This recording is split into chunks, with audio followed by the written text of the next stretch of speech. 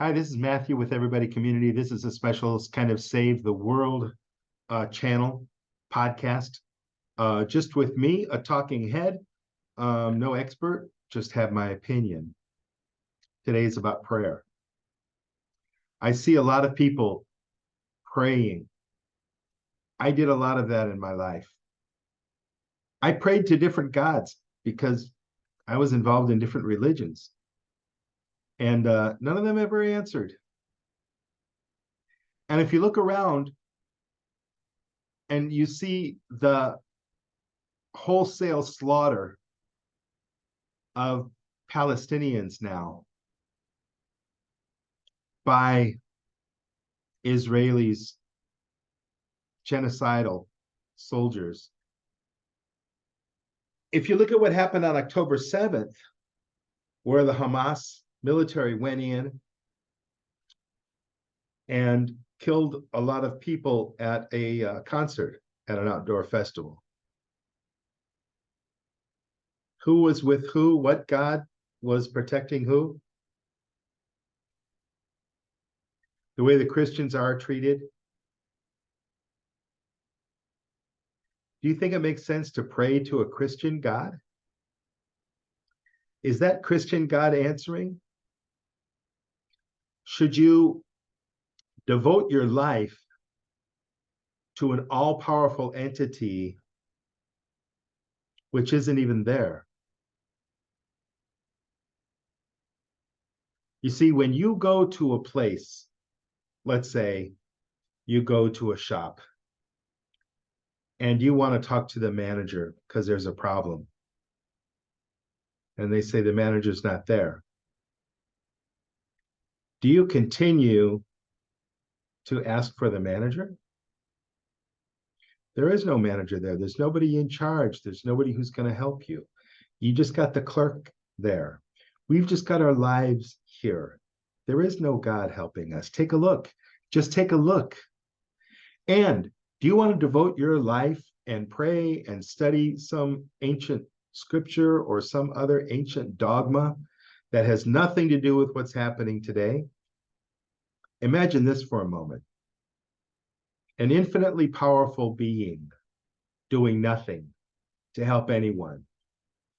We've got children dying in Yemen because of the fighting there, the war there. We've got people praying. We've got the mothers praying. We've got the rebels praying. There's all this prayer going on. Imagine what it would be like if nobody prayed, if nobody went to church, if none of the churches and temples and mosques were being built. But instead, people were helping each other. People were working in community. People were cooperating. People were finding a way to work together and cooperate and not waiting for some God to do something. After being involved in several religions, I made the conclusion that there is no God that cares because there's no evidence of any God that cares. And in that way, you could say, this is evidence that there is no God that cares. So you have to qualify the statement. I can't say there is no God. There might be some God somewhere on Neptune right now watching reruns of Seinfeld. I don't know. I don't know what any God that anybody can imagine is doing. But I'll tell you one thing.